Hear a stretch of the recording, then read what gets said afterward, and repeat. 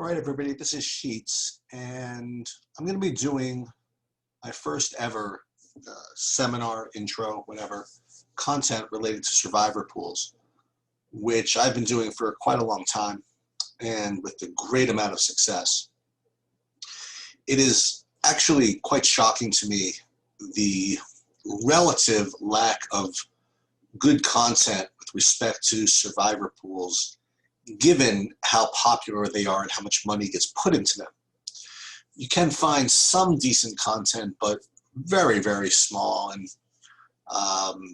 just really amazing to me how poorly people, even smart gamblers, play Survivor. And it really is a very easy game to play. And you just have to know, you just really have to know a couple of key concepts, and then there'll be some advanced concepts which we'll get to maybe another week. But here's the deal. So in a survivor pool, right, you have to pick usually one team per week to win the game.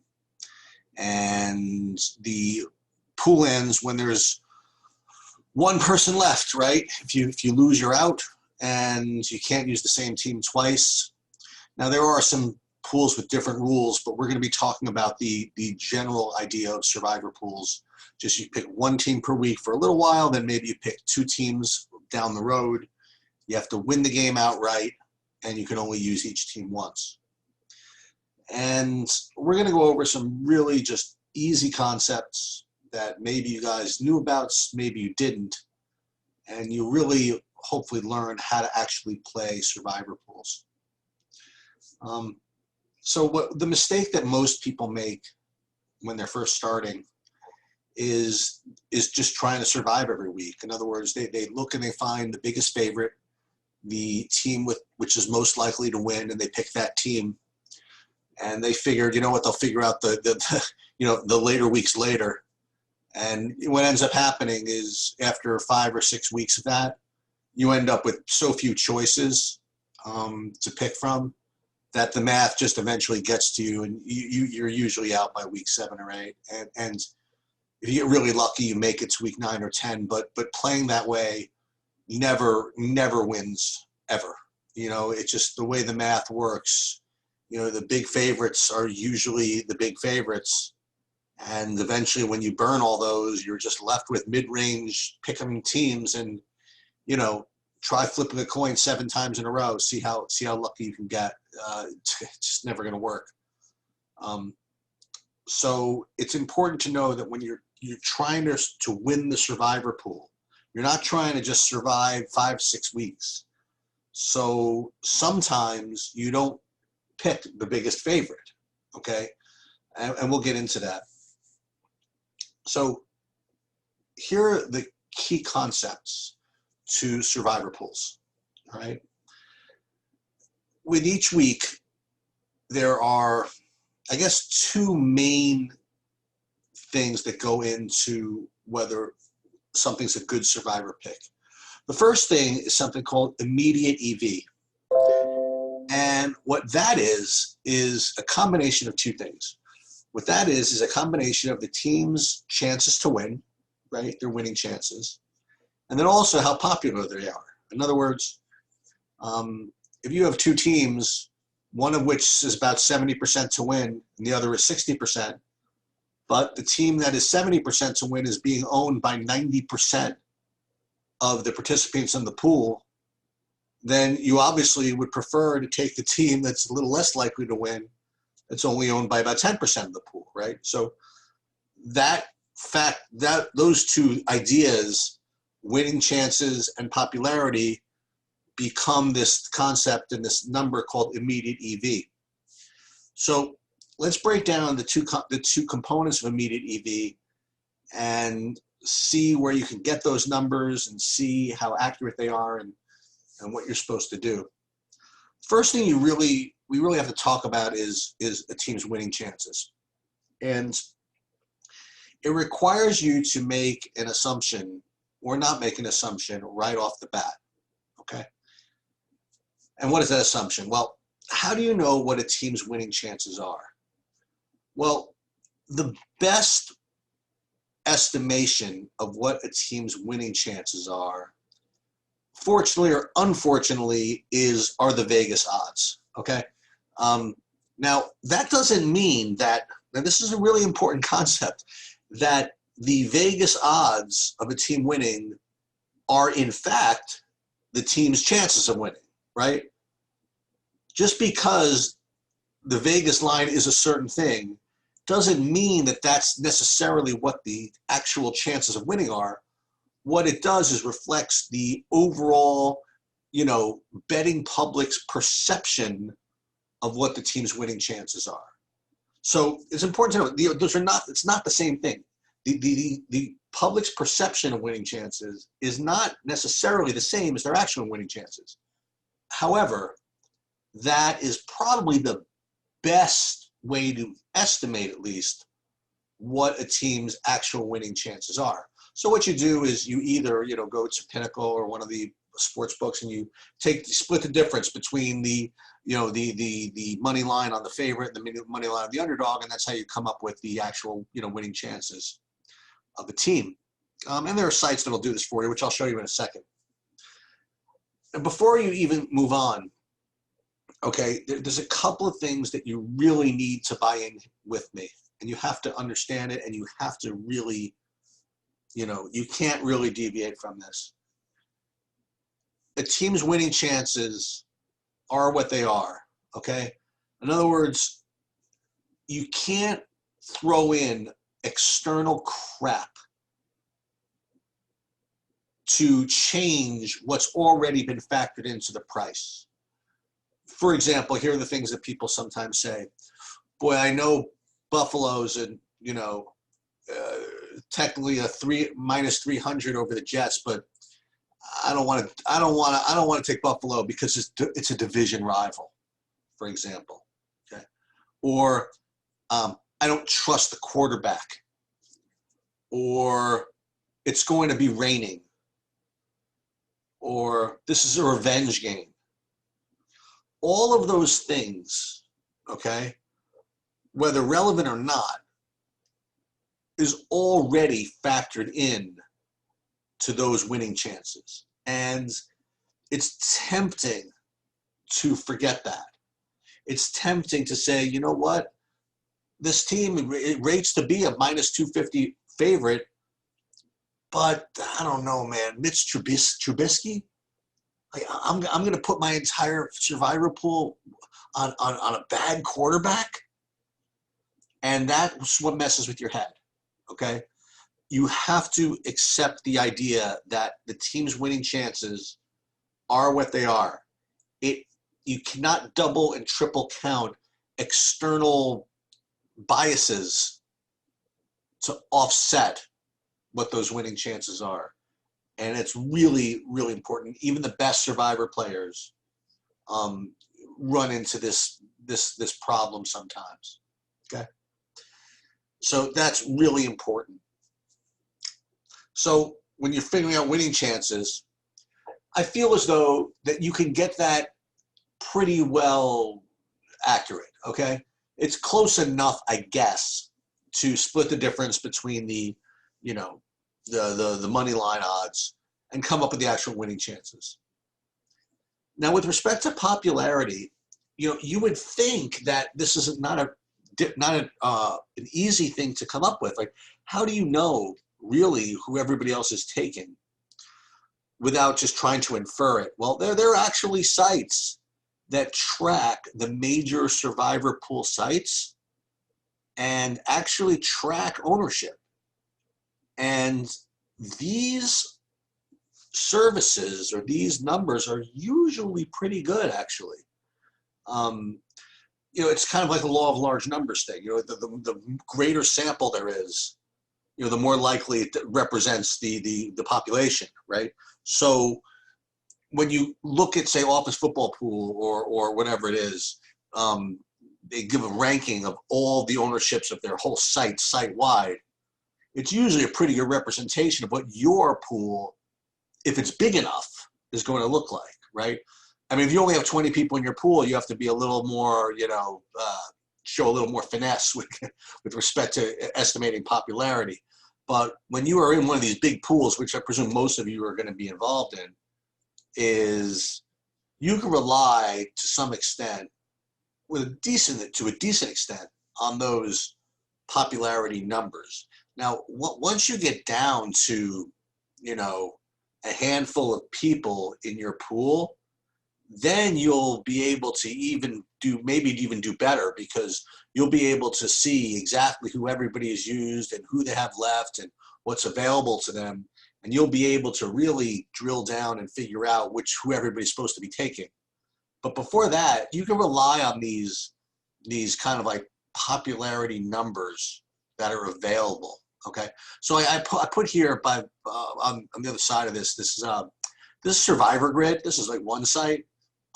There's billions of, not billions, there's several kind of free sites that do this for you. And what this does is it takes into account the winning percentage. They kind of list it here. And with this, they basically just taking from Pinnacle or the main, main bookie sites, and they're telling you what the win percentage of these teams are. And this P number popularity, what this is, they take all the major sites. Like here it says, this is Run Your Pool. This is one site, lists it here. This one is Office Football Pool. It's another huge one. It lists them here. And this one kind of averages them. So what they do for you is they do this immediate EV calculation for you. They take into account the winning percentage of each team and the popularity of each team, and they run an algorithm and say, okay, let's say 78% of the time Casey's going to win, 73% of New England's going to win. They do every combination, and then they figure out how many people are getting knocked out, right, with every combination, the percent chance of that happening, and then they come up with what the immediate EV of all these teams are, right? So the immediate EV is actually pretty solid. In other words, it's a very important number that you need to have, and it's pretty clean. The winning chances are pretty close, and the popularity is pretty close, so the EV is going to be pretty close, okay? So that is component one, is finding a good immediate EV play, a team with good winning chances that not that many people are going to be taking. Now, sometimes the team's winning chances are so big that the popularity doesn't really even going to matter, and the EV is still going to be that really high. Other times, the popularity of a team is going to be so low that their immediate EV is going to be, like, for example, like you look at this for a second. I'm just like kind of eyeballing this. You see, like this one, Pittsburgh and Buffalo. So today, Buffalo is actually a 72% winning chance as opposed to Pittsburgh 68%. But because Pittsburgh's only 4% owned, it makes up that difference. So their immediate EV is the same. Now, the second main component of a good survivor pick is, in addition to being good immediate EV, is to make sure that that team does not have too much future value, FV. What does that mean? What that means is that if you use a team, you want to make sure, if you can, that you're not going to want to use them later. In other words, if you take a team now that's maybe a 5-point favorite, you want to make sure that when they're like a 15-point favorite, you know what I mean? You'd rather have them later on in the season when maybe there aren't so many great options, right? So this idea of future value is a little bit tricky, but really, really important, because it's not just about finding the best play now. It's about finding the best path to the championship, right? It's about delaying some of these teams into the future when you're going to need them more. And that's what future value is. Now, some sites kind of define future value in this way. They take a team and they say, okay, so like Kansas City, they'll say, okay, its future value is 5. And what this really means instinctively is that, okay, Casey's awesome. So if you don't use him now, don't worry about it, because you'll be able to use him 17,000 other times, right? As opposed to, say, the Raiders here. Like, you can look down the list of teams that they're going to be playing, and if you don't play them now, for example, there's not that many chances that you're going to be able to play them, okay? So what you'd love to find is a team that doesn't have future value, right? You want a team that is not only a big favorite, not only is low owned, but you're not going to be able to use them later anyway, okay? So this future value is really, really important. And the problem is, I won't say the problem, is future value is it's definitely the most variant of those variables, okay? Like, for example, like right now, we can presume that, say, Baltimore is going to be huge favorites in these last 3 weeks over Jacksonville, the Giants, and Cincinnati, etc. And Cincinnati, and over here and here, and they have a lot of future value. But teams can get better, teams can get worse, and the further out we're projecting, right, the more variance that prediction has. So the future value component of this analysis is that component which has the most variance. So that is the art, really, of the survivor pool player, is figuring out to what extent you want to weight the future value in making your selections. Like, how important is it? Like, for example, take Kansas City, right? They have the highest EV of the week, $1.10 versus $1.04. They have an incredible amount of future value. I mean, look, you can just eyeball this and you can see they're going to be big favorites in a lot of these games. How much does that future value, right, which is, remember, future value is bad, right? You want no future value. So how bad does that future value offset, how badly does it offset that EV that you have this week? And that's where kind of the art comes in, but it's certainly something that you have to calculate and figure out, at least instinctively. The last bit, which kind of comes within future value, which you have to think about, is this concept of, well, I haven't figured out exactly what I want to call it yet, but it's either, I sometimes call it slotting or mapping. And what a lot of expert survivor pool players do is they will plan out the whole season in advance. They'll say, okay, this week I'm going to have these guys available, so I'm going to take these guys. The next week I'm going to have these guys available, so I'm going to take these guys. And they'll map out their entire survivor pool in advance. Okay, now that is always subject to change because, as I said, people get injured, teams get better, teams get worse. And like right now, you say, okay, for example, I feel as though Baltimore is going to be a 14-point favorite over Cincinnati in week 5, so I'm going to want to take them. But who knows? Maybe Lamar Jackson gets hurt. Maybe Burrows becomes really good. Maybe by the time this game actually happens, Baltimore is a 4-point favorite, and they're not the greatest option in the world. So, and that's, once again, the art of kind of defining future value.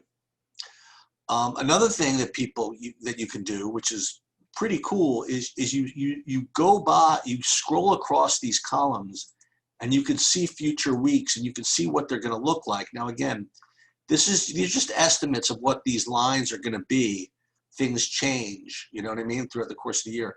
So, like, for example, so you look at some of these weeks. Let's look at week 2. Like week 2, let's look at the top of the list. You have 2 guys. The top 2 picks are pretty close. Week 3, top 3 picks are really close. Week 4, pretty close. Week 5, pretty close. Week 6, pretty close. So you get to week 7, and you'll see, for example, that New Orleans rates to be a 12-point favorite that week, and it's 5 points to the next projected favorite, right? So the next closest would be Baltimore. So so New Orleans would have an incredible amount of leverage over everybody else from that week. So let's say, for example, that you were considering using New Orleans over here, in week 5, it would be probably a big mistake because, you're giving up the opportunity to take them with this heavy leverage in week 7. Here's another example. So again, week 8, Kansas City, big favorite. Kansas City, you see them there like a big favorite every week. But there was another week that I wanted to show you to give you an example. Was it week 12, week 13? Right, okay, so week 14, here's a good example. So week 14, you see in advance that San Francisco rates to be about a 14-point favorite over Washington.